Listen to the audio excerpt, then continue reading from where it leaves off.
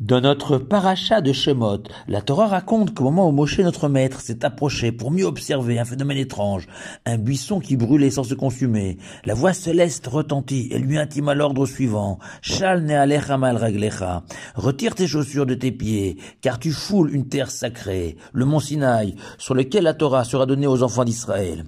Moshe s'y était retrouvé par hasard en faisant paître les troupeaux de son beau-père Yitro. Il convient de comprendre la raison de cette obligation de se déchausser dans un endroit sacré. Il est intéressant de noter que le même devoir existait au temple de Jérusalem, où tous les pèlerins et les Kohanim, les prêtres, devaient impérativement se déchausser. Et même si nos synagogues sont assimilées à de petits sanctuaires, nos sages n'ont pas étendu cette obligation à nos choules, car même si un lieu consacré à la prière a une certaine sainteté selon la loi juive, elle n'égale pas celle du temple de Jérusalem, qui lui nécessite de se déchausser. Au contraire, le Rambam écrit que dans les pays où il est d'usage de se présenter devant un roi uniquement avec des chaussures, il conviendra d'être correctement chaussé au moment où on prie. Le Chizkouni et Rabbi Yosef ben Yitzhak, sage d'Orléans du XIIIe siècle, apportent à cette obligation une explication très simple, liée à la propreté. Souvent nos chaussures sont salies par la boue, la terre. Il convient donc de les retirer pour ne pas salir le temple, comme ces maisons où jadis on y marchait avec des patins pour ne pas salir le parquet reluisant. Dans un deuxième éclairage, le Shla Kadosh préfère voir dans les chaussures un symbole de la puissance humaine, de la capacité de l'homme à entreprendre tous les voyages, toutes les découvertes, une fois équipé de chaussures, au point que tous les matins, les sages ont institué de réciter la bénédiction de She'asali Kol Tzorki, qui a comblé tous mes besoins au moment où on se chausse. À l'inverse, sans chaussures, l'homme ne peut même pas sortir de chez lui. Dès lors, face à la sainteté absolue, celle d'un lieu sacré, on se déchausse pour témoigner de notre humilité, selon le Shla Akadosh. C'est le Malbim qui cette semaine donnera une touche kabbalistique à ces 3 minutes, en voyant dans ce déchaussement une forme de libération de l'âme symbolisée par le corps humain que l'on libère de son enveloppe corporelle, représentée par les chaussures. Rabbi Shimshon Raphaël Hirsch, dans une 4e voie, perçoit dans cette obligation de retirer ses souliers une réponse de l'Éternel à Moshe sur son étonnement devant le buisson ardent. Au lieu de chercher des explications à des phénomènes qui te dépassent, Moshe, abandonne-toi à la sainteté.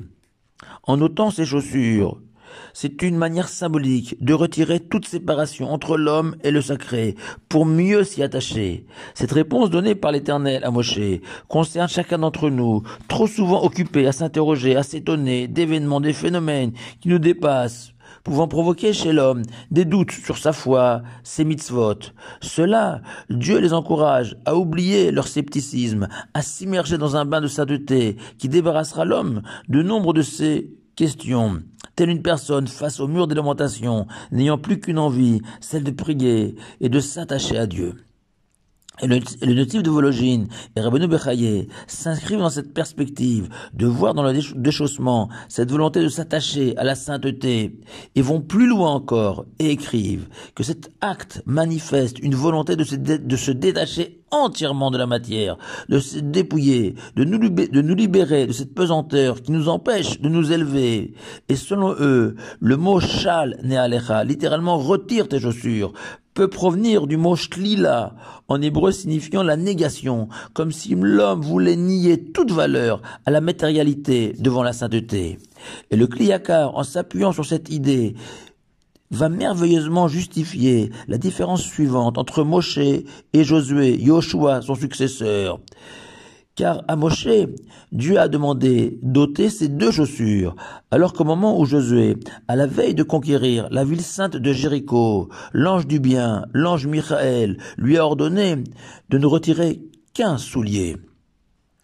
En effet, le Talmud compare Moshe au soleil et Josué à la lune, car Moshe était parvenu à se détacher entièrement de ce monde, matériellement et intellectuellement aussi. Il était en harmonie totale avec la Torah. Les 2 chaussures symbolisant ces 2 enveloppes corporelles et intellectuelles, au point que le visage de Moshe brillait tel un soleil, alors que Josué n'était que le reflet de Moshe.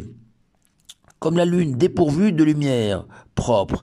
Ainsi, Josué avait réussi à être l'égal de Moshe sur le plan intellectuel.